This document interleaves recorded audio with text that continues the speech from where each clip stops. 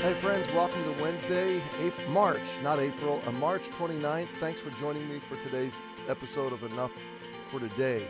It is Wednesday, and so tonight we finish up our second quarter of groups. We're excited about that. Our welcome home class is going to share a meal together, and there's groups all across the campus. So I just encourage you to finish strong, and then I encourage you to start praying about your next group. We're a few weeks away from launching after Easter into our third quarter groups, which will take us through April, May, early June. And we're excited about all that God, maybe, wait a minute, this is second quarter starting. I'm sorry. I'm calculating in my mind wrong. This is the end of the first quarter tonight, and second quarter starts in a few weeks, so we're excited about that. And I don't know if you are like me, but the last few days, really the last week for me, has just been almost numbing. It has been one sorrow, one grief after another, and then can't get out of my mind this situation in Nashville and this Christian school. And of course, we're praying for those folks and all those that are grieving. I have some very dear friends that are grieving very deeply right now in other situations.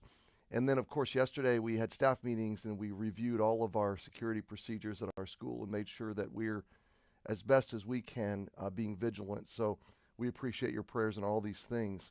We're in the middle of our series in John, This is Love, and we're discovering the love of Christ in the last half of the book of John, especially in his death and resurrection.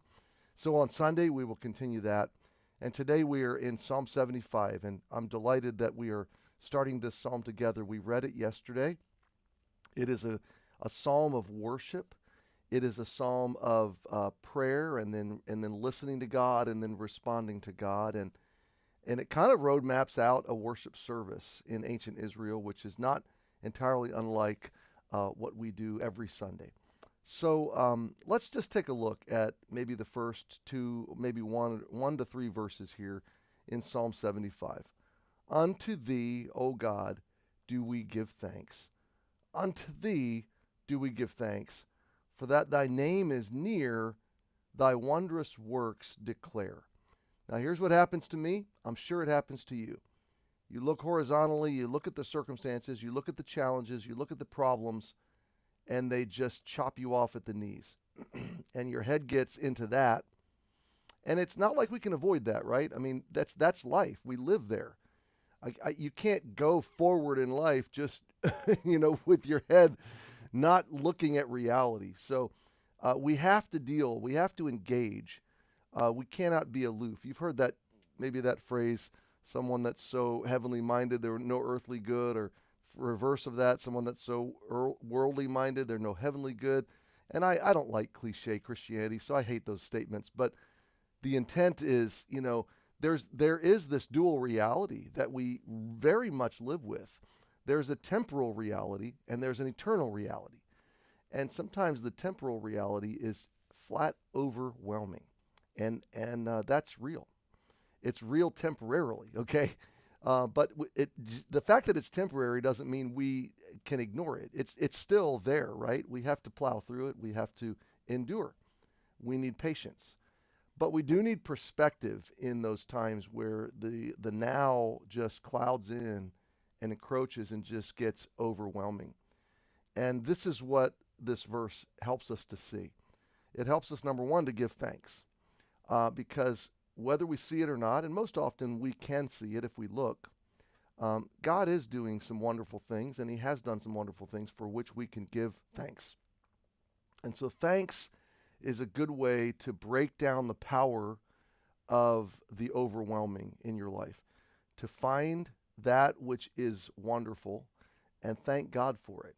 So I'm looking at obscurity, I'm looking at blurry, I'm looking at confusing or discouraging, but Lord, thank you that you have led us this far. Thank you that you are with us. Thank you that we know you're at work by faith. Thank you that you already know the answer and you're going to see us through. Thank you for your provision. I mean, on and on we could go. So giving thanks. Unto thee, O God, do we give thanks. Unto thee do we give thanks. And I think that confession of thanks is also a confession of dependence, because you're saying, I'm thankful to you, Lord, not to me. I'm not the one sustaining myself. I'm not the one doing this work. I'm dependent on you. So I live in a constant or perpetual state of gratitude. But look at this next phrase, and we'll park it here for today and think on these things.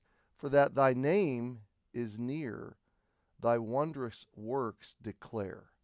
So thy name would represent the presence of God and the claim of God, okay? You are his.